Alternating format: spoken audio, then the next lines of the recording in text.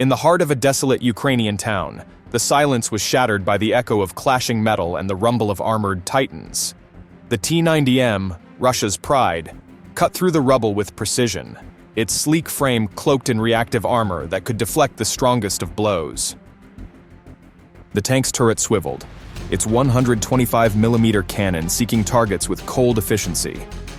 Across the battlefield, through the swirling smoke, the colossal silhouette of the M1A1 Abrams appeared, its turret locked and ready.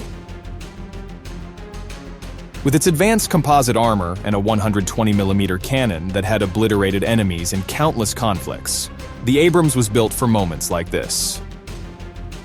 The T-90M's gun roared first, the shell screaming towards the Abrams, only for it to be met with the impenetrable shield of American engineering.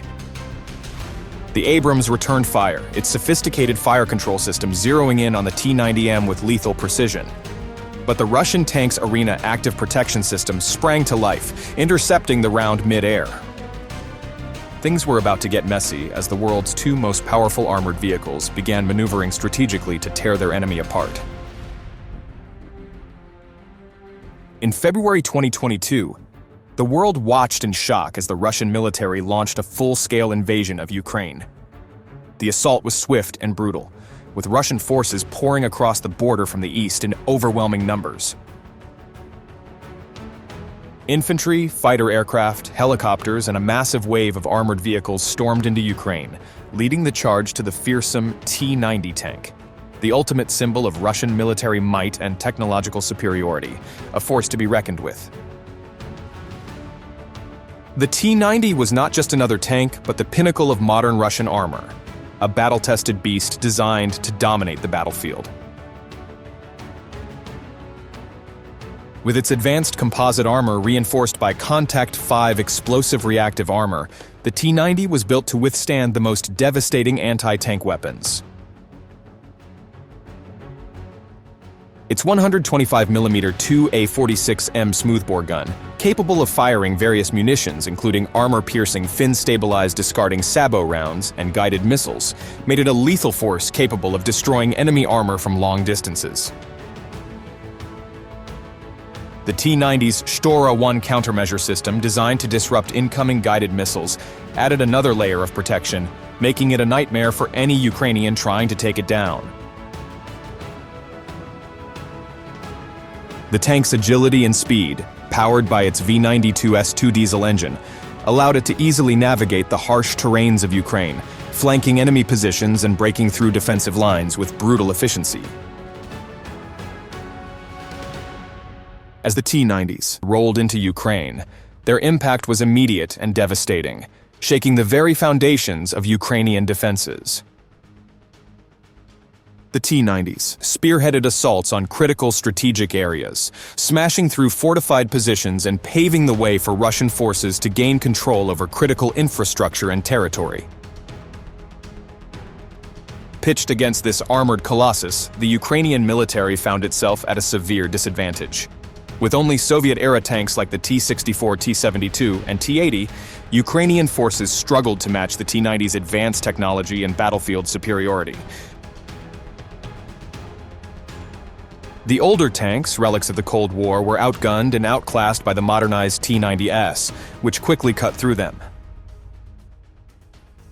Desperate to stem the tide, Ukraine turned to alternative tactics. Knowing that a head-on tank engagement was a losing suggestion, Ukrainian forces began to rely heavily on anti-tank guided missiles and artillery. The introduction of Javelin and ATGMs, supplied by Western allies, became crucial in neutralizing the T-90's advantages. These portable fire-and-forget missiles allowed Ukrainian soldiers to strike from hidden positions, targeting the T-90's vulnerabilities with precision. Despite these efforts, the T-90s continued their relentless push, their numbers and technological edge proving to be a formidable challenge to overcome. The Ukrainian forces fought valiantly, but the relentless waves of Russian T-90S were too much for their aging armor and dwindling resources. As the situation grew increasingly dire, Ukraine's pleas for more substantial military support were finally answered. In 2023, the United States agreed to supply Ukraine with 31 70-ton M1A1 Abrams tanks. These heavily armored behemoths, known for their battlefield dominance, were about to tip the scales in Ukraine's favor, potentially altering the dynamics of the conflict. The stage was set for a new chapter in armored warfare, as the battlefields of Ukraine would soon become the proving ground for the world's most advanced tanks.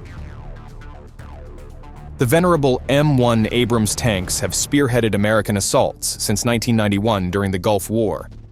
The M1A1 is equipped with a 120mm M256 smoothbore gun, a significant upgrade from the 105mm gun on the original M1. It also packs a .50 caliber M2 machine gun and two 7.62mm M240 machine guns manned by a crew of 4, a commander, gunner, loader, and driver, each with specific roles and responsibilities in operating the tank. Furthermore, the M1A1 features advanced composite armor, including Showdown armor, making it one of NATO's most heavily armored MBTs. The 63 short-ton Colossus is powered by a Honeywell AGT 1500 multi-fuel turbine engine, delivering 1,500 horsepower. This allows the heavyweight tank to reach up to 45 miles per hour on roads and an operational range of approximately 265 miles on the road. During the Persian Gulf War, the American military praised the vehicle for its tough armor that could survive direct hits from Soviet-made Iraqi T-72 tanks with minimal damage. Russia has deployed this very same tank in Ukraine, but can the imposing Abrams survive a direct hit from Russia's most upgraded T-90 tank to date and survive to tell the tale? While the American Abrams was developed from scratch, following a new tank doctrine developed during the last stages of the Cold War, the Soviets stuck to their World War II doctrine of developing cost-effective vehicles based on previous platforms. As such, the T-90 evolved from the Cold War-era T-72 and T-80 series, bringing both benefits and negatives from this doctrine. As a unique blend of new and old technology, several variants have been developed to keep the reliable T-90 up to date against its European peers. For instance, the latest variant of the Russian tank already deployed in Ukraine is the T-90M Proryev, a significant upgrade that improves protection, mobility, and firepower, enhancing the tank's combat capabilities. It features enhanced relict explosive reactive armor for better protection against modern threats, including anti-tank missiles and drones.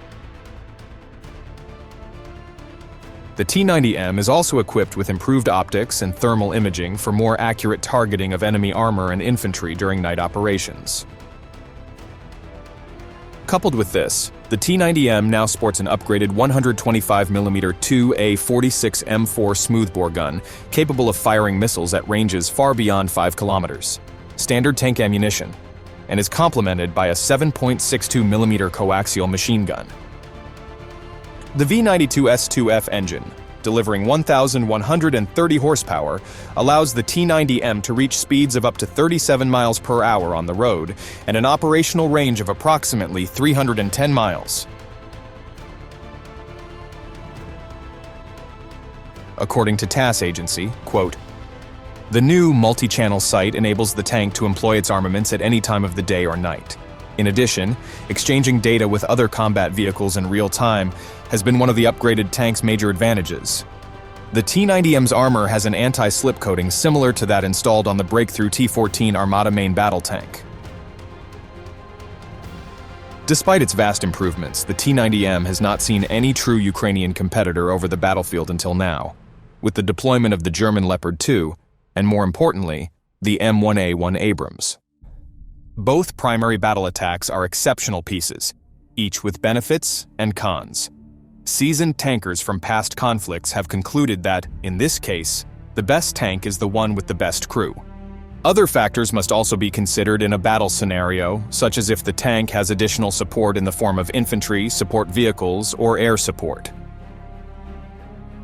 When it comes to speed, the Abrams, while heavier, displacing 62 tons compared to the 48 tons of its Russian counterpart, is faster. for its powerful AGT 1500 gas turbine engine propels the vehicle to a top speed of 42 miles per hour. In contrast, the T-90M's V92 S2F engine can reach a maximum speed of 37 miles per hour on roads. The Russian engine is more reliable and efficient, resulting in a superior operational range. Given its lighter weight, the T-90M has better mobility in certain terrains. Armor protection is a close call, given the latest upgrades of each tank due to the T-90M's composite armor with relict explosive reactive armor and the Afghanit Active Protection System, or APS.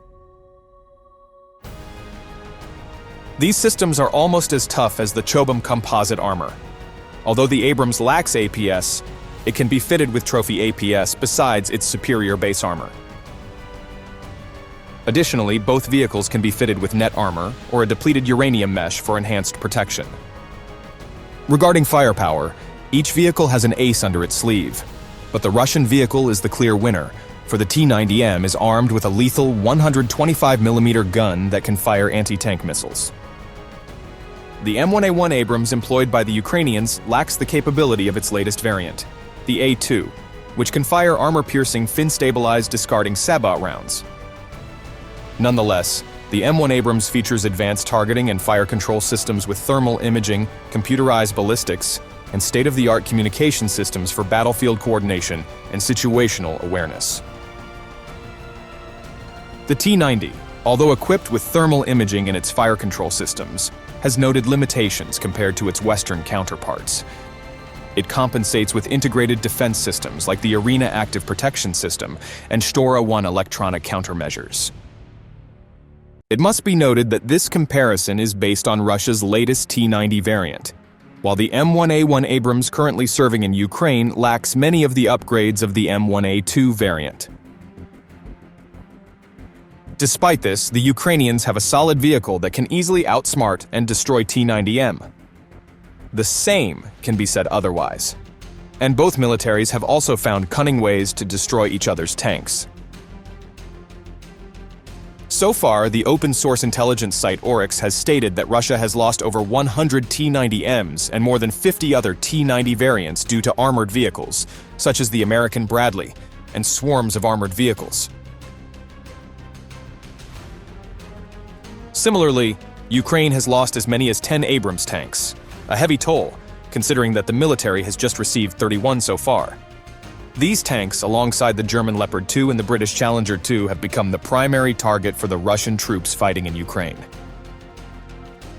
According to both Russian and Ukrainian reports, the 10 M1 Abrams lost in combat has been due to a combination of anti-tank guided missiles and drone attacks. This has prompted the Ukrainian military to request a missile warning system that can be equipped with its forces. During a March 3, 2024, operation, an Abrams was knocked out after a Cornet laser-guided anti-tank missile hit the thin side of the hull, penetrating the attached M19 explosive reactive armor.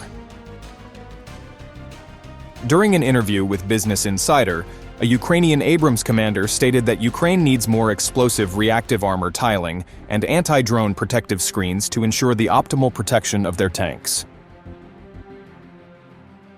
Another fellow tanker under the call sign Joker told CNN journalists, quote, "Its armor is not sufficient for this moment. It doesn't protect the crew. For real today, this is the war of drones. So now when the tank rolls out, they always try to hit them."